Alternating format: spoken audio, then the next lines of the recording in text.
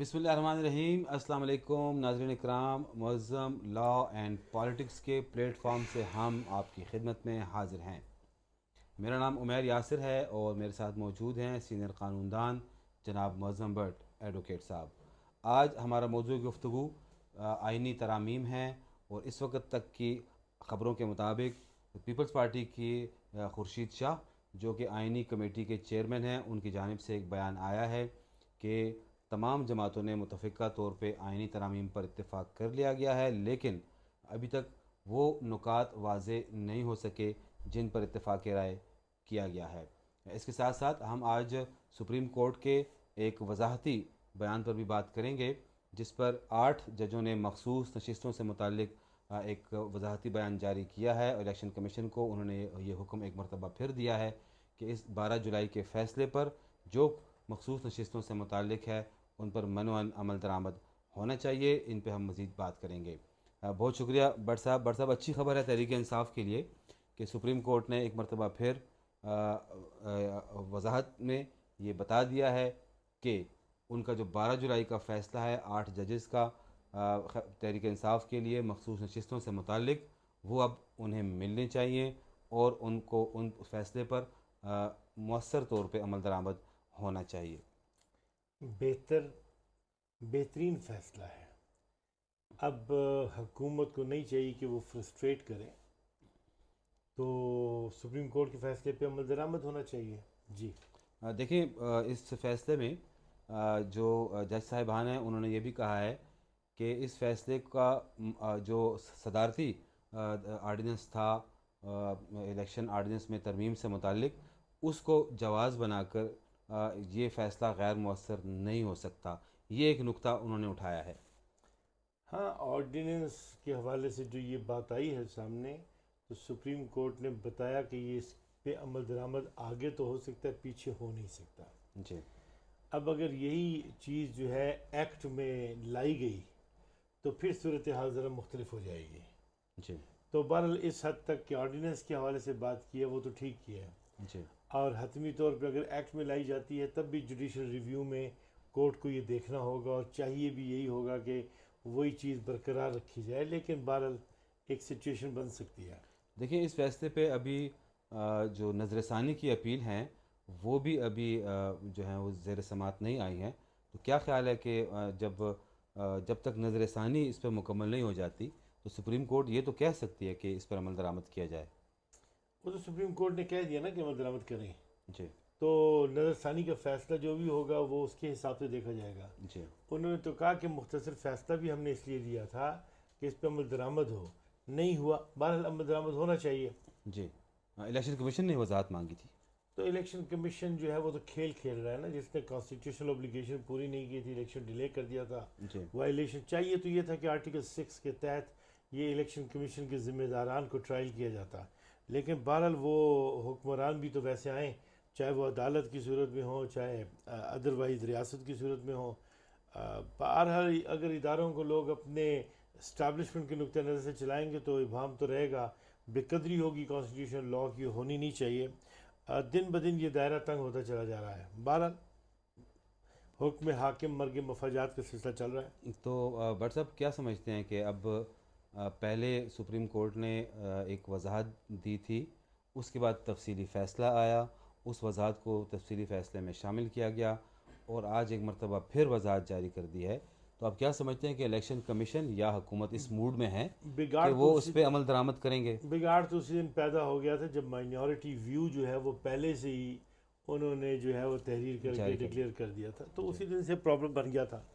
اب رہی حکومت کی بات، تو حکومت کا طرز عمل اور جس طریقے سے وہ ایکٹ بنا رہے ہیں، امینڈمنٹ کر رہے ہیں خواتین کی نشستوں کا راستہ روکنے کے لیے، تو وہ تو پوری قوم کے سامنے ایک کھیل کھیلا جا رہا ہے۔ دیکھیں، قانون کو اپنے اختیار کے تحت لا کے اپنے عزائم کے مطابق استعمال کر رہے ہیں یہ لوگ، جی، اور ایک ایسی اسمبلی کر رہی ہے جو جائز اسمبلی نہیں ہے، اس میں سٹرینجرز بیٹھے ہوئے ہیں، اور بات یہ ہے کہ وہ الیکٹڈ ریپریزنٹیٹیوز نہیں ہیں، ان پہ مہر لگا دی گئی ہے، تو قوم ایک بہت بڑے سانحے سے گزر رہی ہے، یہ ایک ریئلٹی ہے، اس سے انکار نہیں کیا جا سکتا۔ آپ کیا سمجھتے ہیں کہ حکومت اس موڈ میں ہے کہ وہ عمل درآمد کرائے گی، یا ان کی بیک پہ اگر اسٹیبلشمنٹ ہے تو کیا وہ عمل درآمد کروائیں گے اس پہ؟ پہلی بات تو یہی ہے نا کہ اور وہ قانونی بٹ صاحب قانونی طور پہ کیا پوزیشن ہوگی اگر اس فیصلے پہ عمل درآمد نہیں ہوتا؟ دونوں سوالوں کا جواب دیجیے. پہلی بات تو یہ کہ قانون یہ کہتے ہیں عمل درآمد ہونا چاہیے، جی اور اگر وہ عمل درآمد نہیں کرتے جو انہوں نے اپنے طرز عمل سے ابھی تک فرسٹریٹ کیا ہوا تھا، اگر یہ اسمبلی نہ ہوتی تو پھر وہ قابل مواخذہ ٹھہرتے آرٹیکل 209 کے تحت. جی اور اب بھی چاہیے یہ کہ وزیر اعظم کو اسی طریقے سے طلب کیا جائے جیسے کہ گیلانی صاحب کو طلب کیا گیا تھا، اور انہیں جو ہے کنٹمپٹ کا نوٹس ملے اور انہیں گھر بھیجا جائے. جی چاہیے تو اب بھی وہی کہ جو گیلانی صاحب کے ساتھ ہوا تھا وہ اب یہاں پہ یہ موجودہ پرائم منسٹر اور موجودہ اسپیکر سینٹ جو ہے انہیں جو ہے چیئرمین سینٹ جو ہے چیئرمین صاحب. انہیں گھر بھیجا جائے کنٹمپٹ کے اس میں. تو جی. فرسٹریٹ کر رہے ہیں عدالت کے فیصلوں کو، تو یہ ایک اچھی روایت تو ہے نہیں.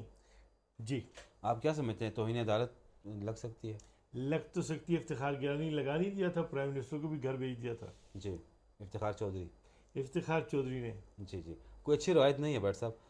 سپریم کورٹ عدالت میں ایک وزیر اعظم کو بلائے اور پھر ان کو گھر بھیج دے. اس سے بری روایت کیا ہوگی کہ توہین عوام عدالت کی کا وجہ جو پبلک لیڈر ہے، پاپولر لیڈر ہے، حقیقی لیڈر ہے، اسے انہوں نے مل کے جیل میں بند کیا ہوا ہے. جی تو اور کیا برائی ہونی ہے؟ جو اصل حکمران ہے وہ اندر بیٹھا ہوا ہے، جو اسٹیبلشمنٹ ہے وہ ریگولیٹ کر رہی ہے سب کچھ. تو یہ تو بہرحال ایک المیہ ہے جو ہو رہا ہے، جس کا سامنا جو ہے وہ کر رہے ہیں. اور سیاسی حالات ایون پی ٹی آئی جو ہے اس کے لیے بھی بہت چیلنجنگ ہو گیا ہے. پی ٹی آئی خود جو ہے جی وہ ڈبل نہیں 4 فیسز کے ساتھ کام کر رہی ہے. جی. تو بہرحال الجھنیں قوم کے لیے بڑھتی جا رہی ہیں. آج جو آئینی ترامیم پر بھی ہم بات کرتے ہیں. آج جو میٹنگ ہو رہی ہے آئینی کمیٹی کی، میٹنگ تو اختتام پذیر ہو چکی ہے اب تک کی اطلاعات کے مطابق. اور جو چیئرمین ہیں اس کمیٹی کے خورشید شاہ صاحب، جن کا تعلق پیپلز پارٹی سے ہے، اس میٹنگ کے بعد انہوں نے صرف ایک جملہ بولا ہے کہ مسودے پر اتفاق رائے ہو گیا ہے. اب کچھ تفصیلات معلوم ہیں بٹ صاحب؟ پیاری بات تو یہ کہ مولانا فضل الرحمان کے حوالے سے جو بات اسمبلی کی سپیچ کی نسبت سے آئی تھی اور رات کی پریس کانفرنسز بھی جی، ان سے تو ایسا لگ رہا تھا کہ نہیں ہو رہی. جی تو خورشید شاہ کچھ اور راگ الاپ رہے ہیں. تو بہرحال وہ جو بھی ہے سامنے آ جائے گا.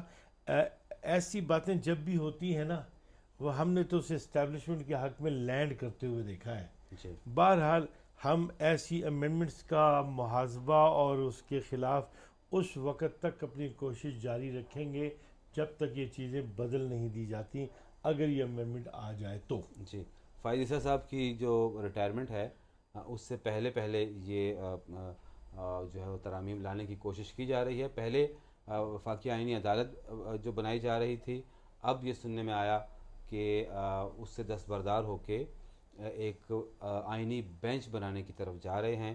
اور پھر ایسی بھی کچھ خبریں سامنے آ رہی ہیں کہ ایسی ترامیم سامنے لائی جا رہی ہیں کہ سپریم کورٹ کے جو چیف جسٹس ہوں گے ان کے انتخاب کا طریقہ کار اب تبدیل کیا جا رہا ہے. 3 سینئر ججز پر مشتمل ایک نام جائیں گے، ایک سمری جائے گی، جن میں سے ایک جو ہے وہ جج کا انتخاب کیا جائے گا، انہیں سپریم کورٹ کا چیف جسٹس بنایا جائے گا.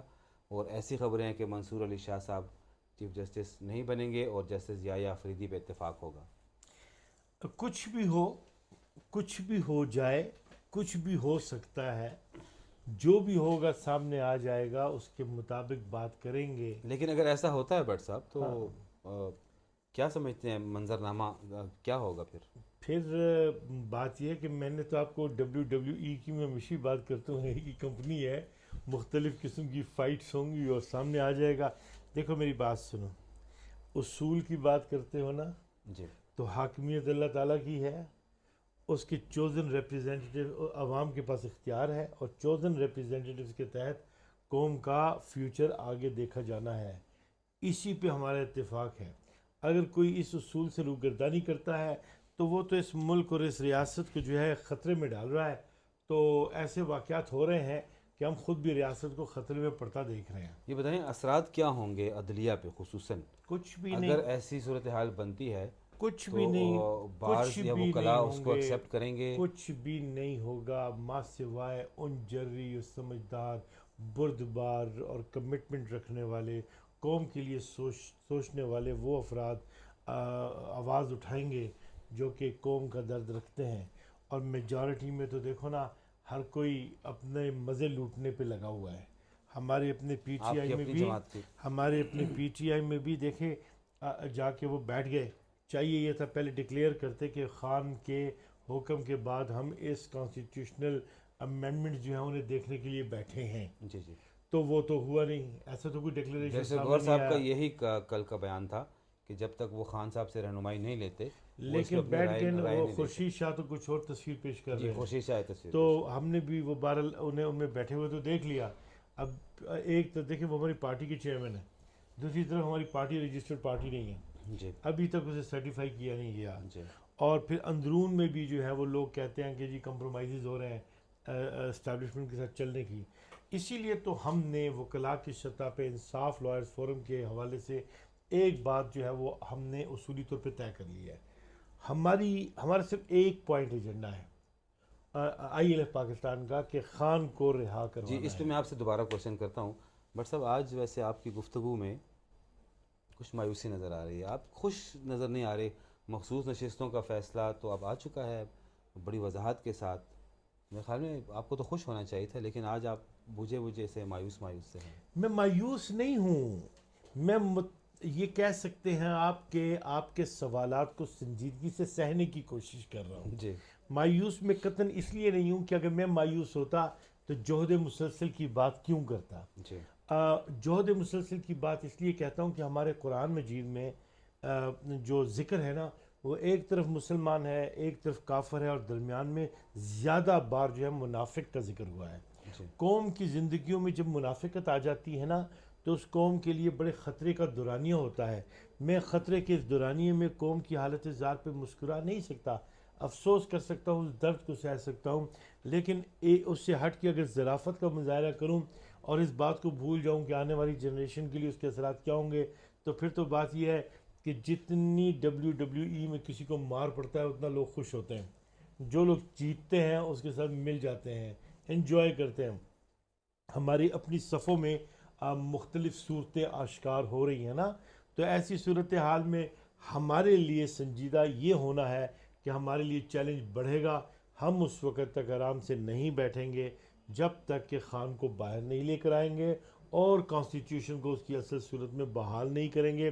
ایک اور بات سن لیں, یہ جو امینڈمنٹس کی گئی ہیں اس میں انٹرنیشنل سکولرز کی جو رپورٹس آ رہی ہیں وہ یہ آ رہی ہیں کہ اس سے جو فنڈامنٹل رائٹس ہیں وہ افیکٹ ہوں گے, جمہوری نظام اس سے متاثر ہوگا, ملک میں جو ہے انفورسمنٹ لا انفورسمنٹ کے حوالے سے انتہائی بڑا انتشار دیکھنے کو ملے گا, اور جمہوریت کی بساط لپٹتی ہوئی دکھائی دے گی.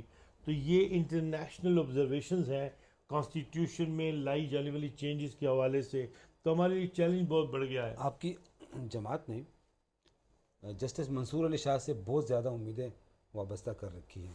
دیکھیے جو یہ درست ہے, آپ اتفاق کرتے ہیں اس سے؟ جو بھی کسی بھی جج سے امیدیں وابستہ کرتا ہے وہ ظلم اور زیادتی کرتا ہے, اسے نہیں کرنی چاہیے, یہ بد اخلاقی ہے. جی, جج کی پوزیشن بھی کمپرومائز ہوتی ہے. وہ اس لیے بھی ہوتی ہے نا کہ ایک سائیڈ اگر تعریف کرے تو دوسری سائیڈ اسے افینڈ ہوگی. جج کو ان چیزوں سے بالا ہونا چاہیے, اور خاص طور پہ ججز کو دھیان بھی دینا چاہیے کہ اس طریقے سے معاملات کو نمٹائے کہ میسج غلط نہ جائے. قوم کو جب غلط میسج جاتا ہے تو صحیح فیصلوں کو بھی شک کی نگاہ سے دیکھا جاتا ہے, لیکن یہ تو وہ ہاؤس ہے جو کہ ججز کو خود اپنا آرڈر میں لانا پڑے گا نا. لیکن منصور علی شاہ صاحب تو بہت اچھی شہرت کے حامل جج ہیں.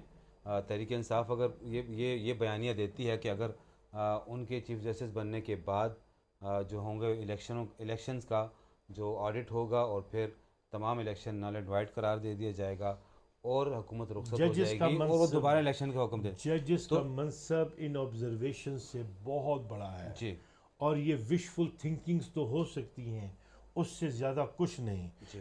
منصور علی شاہ صاحب نے اپنے دورے چیف جسٹسی میں جو کہ پنجاب لاہور ہائی کورٹ کے تھے انہوں نے ماشاءاللہ معروف فیصلے کیے ہیں, بڑے جاندار فیصلے کیے ہیں.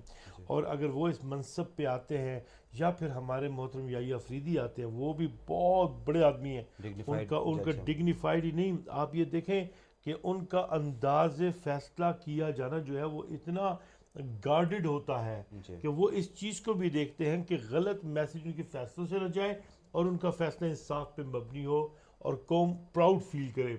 سو ہم ان ججز کے متعلق بہت اچھی رائے رکھتے ہیں اور اللہ تعالیٰ انہیں توفیق دے کہ وہ اچھے فیصلے کریں اپنے جوڈیشس کانشنس کے مطابق. ہمیں تو در حقیقت دھڑکا یہ لگا رہتا ہے کہ جو انفورسین جو چیزیں ہیں پیچھے جو اسٹیبلشمنٹ بیٹھی ہوتی ہے, کنٹرول کا جو فینامنا ہے, ہمیں اسی سے صرف احتیاط کرنی پڑتی ہے. ادروائز ہمارے جو ججز ہیں انہوں نے پریشر کے اس ماحول میں بھی شورا افاق ججمنٹ دے ہی دی نا. یہ خواتین کی نشستوں کے حوالے سے قابل فخر ججمنٹ دے ہی دی. سامنے بھی کھڑے ہوئے, یہ جو ججز نے لیٹرز لکھے ہیں ان پہ ان کی آبزرویشنز بھی جو ہیں وہ بڑی اصولی آبزرویشنز تھی. تو ہمیں اپنے ججوں سے بڑا وہ کرنا چاہیے, ایکسپیکٹ کرنا چاہیے, اور ان کی شان کے متقاضی بھی ہے کہ وہ بڑے رہ کے فیصلہ کریں, چاہے وہ ایک کے حق میں کریں گے دوسرے کے حق میں کریں, بس انصاف ہو, نہیں انصاف ہوتا ہوا دکھنا بھی چاہیے. تو اللہ انہیں توفیق دے. دیکھیں میں آپ کو ایک بات بتاؤں قاضی فائز عیسیٰ کے حوالے سے.